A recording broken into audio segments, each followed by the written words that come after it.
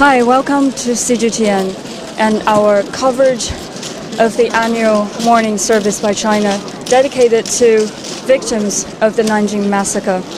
For those of you who haven't heard of this tragic event in 1937, here is a brief recap. 81 years ago on this day, the Imperial Japanese troops invaded the then capital of Republic China, Nanjing, and committed 6 weeks of mass murder, rape, and torture, known as the Nanjing Massacre. It resulted to a loss of over 300,000 lives.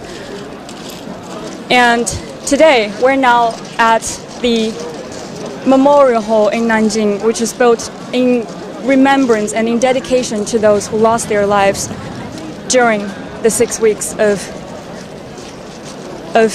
atrocities by the Japanese soldiers. Just now we had a rehearsal of the State Memorial, the official ceremony, which will kick off at around 10 a.m. And at first you will have the Chinese national anthem play, and you can see after the rehearsal we have guards and officers walking away getting prepared for the official ceremony. So at the beginning of the ceremony, we will have China's national anthem play, and as you can see, China's national flag is right now flying at half-mast. After the national anthem, a siren will go off. It will be heard across the city of Nanjing, reminding people of the horror 81 years ago. And as you can see here, that squares of people are already in their place, and we'll talk to some of them later to see where they're from and why they're here, what they are mourning for today. After that, we will hear a declaration of peace read out by China's young students.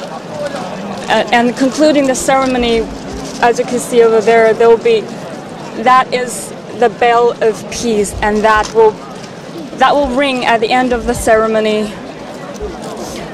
followed by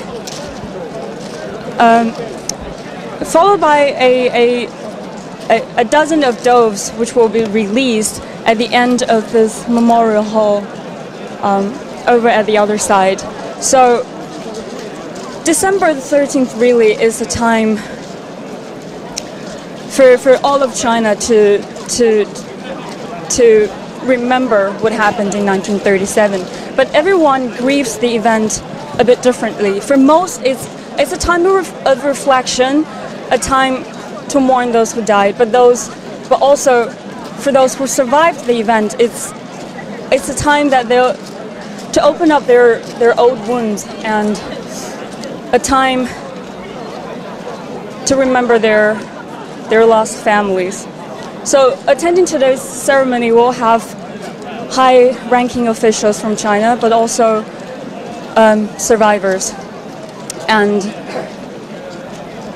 friends from the international community who also cherish peace and have come here to learn about the Nanjing Massacre. So there will be a whole day of ceremony, and in the afternoon, so besides the 10 a.m. State's memorial, in the afternoon we will also have two more emotional events. One is a world peace ceremony attended by monks from China, Japan, and South Korea, followed about 2.5 hours later by a candlelight vigil, during which we will hear a survivor tell his story, and we'll hear from the international community about their vision and their wish for peace. So let's just walk around this place a bit. This is for those of you who just tuned in, this is a preview of China's annual mourning service dedicated to victims of the Nanjing Massacre. So in 2014, China designated this day, December the 13th, as the National Memorial Day. It's a day to pay tribute to victims of the Nanjing Massacre, but also a day to learn about, for more people, to learn about a genocide that's less well known than the Holocaust, but equally atrocious. So right now we are at the Nanjing Memorial Hall dedicated to victims of the Nanjing Massacre. 81 years ago on this day, the Imperial Japanese troops captured the then capital of Republic China, Nanjing, and committed 6 weeks of mass murder, rape, and torture, which resulted to a loss of more than 300,000 lives. And as you can see over there, the timing of that massacre and the victims, the number of victims are marked right here in the square of the Nanjing Memorial Hall. And right now, people from all walks of life, later we'll also see survivors and some international community, friends from the international community. They'll be attending the morning service scheduled to kick off at 10 a.m. And let's talk to some of the attendees to see where they're from. 您好，我是那个央视音乐频道的记者。我们现在就在给大家做一个这个仪式的一个预热，大概让大家知道一下这个仪式有什么。请问您是代表什么方阵 ？So where are you from and which part of yeah？ 是空军的。空军，对。是您是本身是空军还是就是学生 ？OK， 您今年是第几次来这个？第一次。So， 怎么称呼你？这个可以不透露吗？因为呢。So right here we have a member of China's Air Force, and it's her first time to attend the ceremony. 您刚刚也就是参加了这个 rehearsal. You just participated in the rehearsal for the ceremony. So how did you feel? 您刚刚参加这个排练的时候是什么感觉？感觉还是这个国难吧，反正就是刚刚那个之前放的那个里面也写了嘛。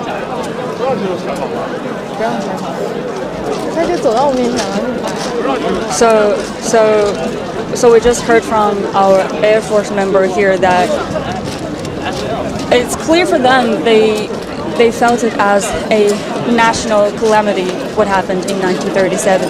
So you can see people are dressed in all different kinds of uniforms, and let's just ask around and see where they are from and what they are representing. 您好，请问您是代表什么？方阵的。对。So they're from the Navy. 您是第一次来参加这个仪式吗？就是今天来这里有什么感觉 ？How do you feel? What are you feeling now? 应该说今天是个很沉痛的日子。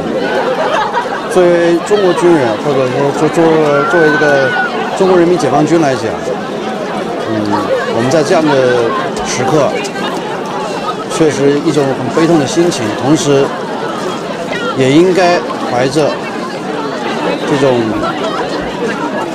祝愿祖国强大，也希望我们自身能够更好的保卫祖国的领土、领海、领空。好，谢谢您。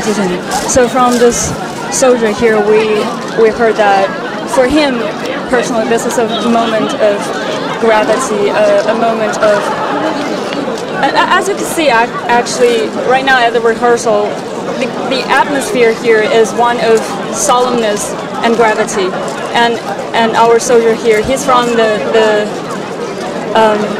Navy, and he was saying that he hopes that to remember, to commemorate the victims, to remember the past, but he also has hopes that China will become a stronger country. So this is a preview of the annual morning service in China dedicated to memory of those who died in 1937 in the Nanjing Massacre by committed a 6-week crime committed by Japanese invaders. But prior to the fall of Nanjing, the Japanese troops also invaded the city of Shanghai, and earlier in July that year, the city of Peking, which was known back then as Wanping. And that event, the attack of Beijing, marked an all-out effort, all-out war of aggression by Japan towards China. But to hear more about that history and to see how other cities are mourning today, let's now talk to. I'll now pass over to my colleague Guan Yang in the city of Shenyang.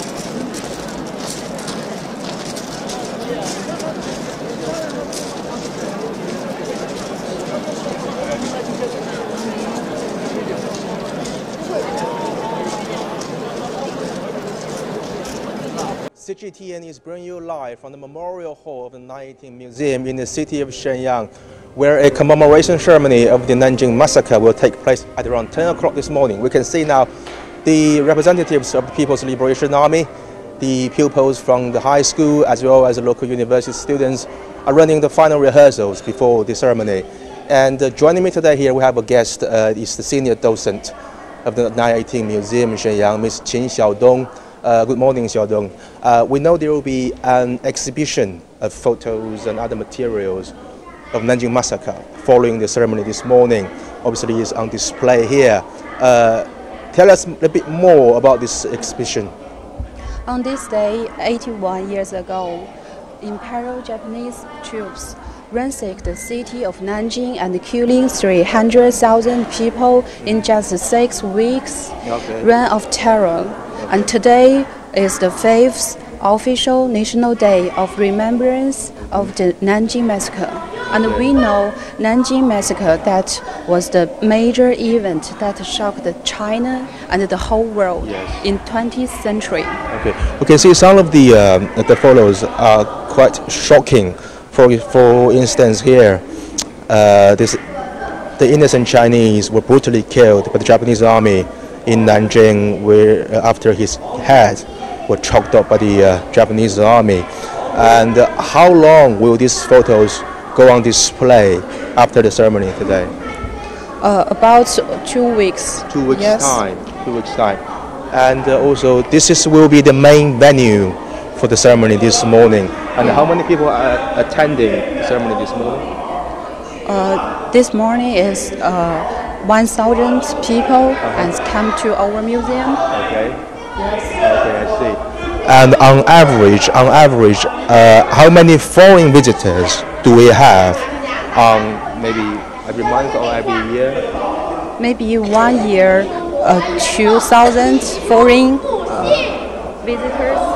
Yes. Okay. And so now from the entrance, we are entering the first session of the 19th Museum in Shenyang. It's quite cold outside, that's why we couldn't go outside. But I know that the building of 19th Museum is a massive calendar with September 18th, 1931 written on the calendar. So what is the purpose of that? And we how the people, as we all hope peace. And in the museum, we told you the historical background of the September 18th incident. Okay, so this is the first part of the 19th Museum. Yeah. How many parts does the museum consist? 6 parts. 6 parts. Yes. And which are the 6 parts? What are each of them? The first part is the historical background of the September 18th incident and the brutal rule of the Japanese aggressions, and next we will tell you the Chinese military and the Chinese people resistance of the Japanese aggressions. Yes.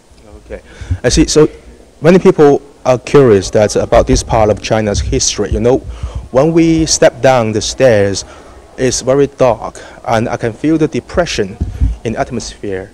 So, do you think this reflects the darkest days in China's modern history?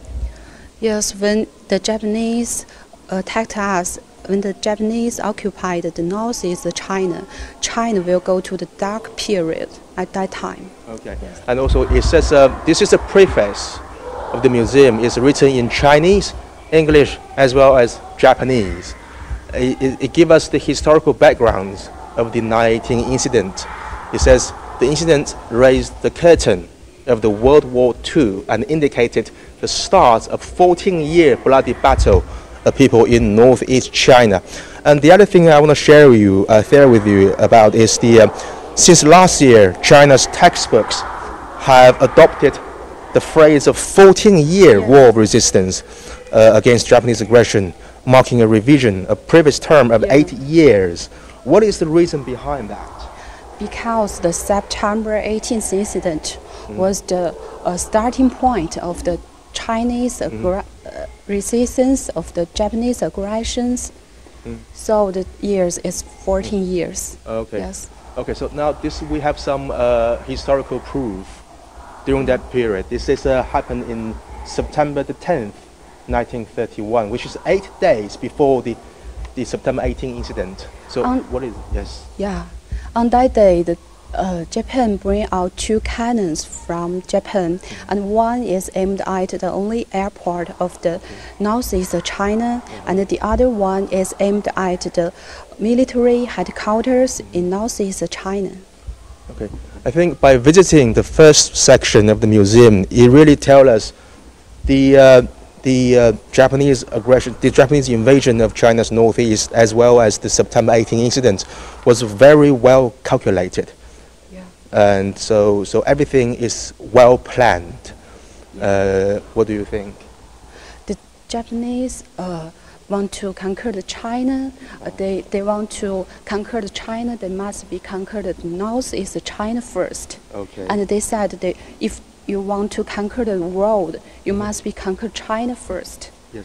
And also between 1931 to 1937, which is the Nanjing Massacre happened, Japanese army spent 6 years in the colonialist expansion in northeast China. So why they spend this time in northeast before they start invading the rest of the part of China? You can see that belongings is also used by the Japanese prisoner. Okay. These are the personal possessions of prisoners in the city of Lushan after the incident, yes? Yes. After the incident. So this is all historical proof. And this is very shocking as well. Yeah. This instruction is called the rolling cages. At that time, the Japanese soldier fixed the Chinese people's trousers and clothes and throw them into the rolling cages and rolling them on the mountain. You can imagine it's so fast and no one can alive from the rolling cages. Okay, I see. During the Japanese occupation of northeast China, numerous atrocities are still being remembered by the Chinese people, like the Unit 731 compound, as well as the Pingdingshan Massacre that happened in Fushun. Do you know anything about Pingdingshan Massacre? Yes.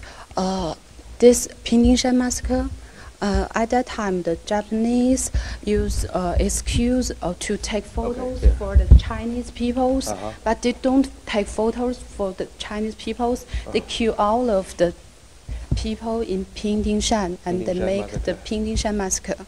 About 3,000 people died from the Pingdingshan Massacre. Okay, and obviously we are about to enter the ceremony at 10 o'clock. The time is very limited. But I think not just in this museum, this morning across many major cities in China's northeast are holding the memorial ceremony of China National Day and also for the Nanjing Massacre. And obviously we think that 81 years have passed since the Nanjing Massacre, and Japan and China are now both influential countries around in the world. So that's why maintaining peace and peaceful relations between two nations are not just can bring benefit to the region, but also to the world's global development as well as peace. and thank you for joining us today. Thank you. Thank you. Okay, this is Guan Yang. Okay, this is Guan Yang bringing you live from the 19 Museum in the city of Shenyang, where a commemoration ceremony for the Nanjing Massacre will be held at 10 o'clock this morning. And we will bring you more live coverage on CGTN TV channel at 10 o'clock. Back to you.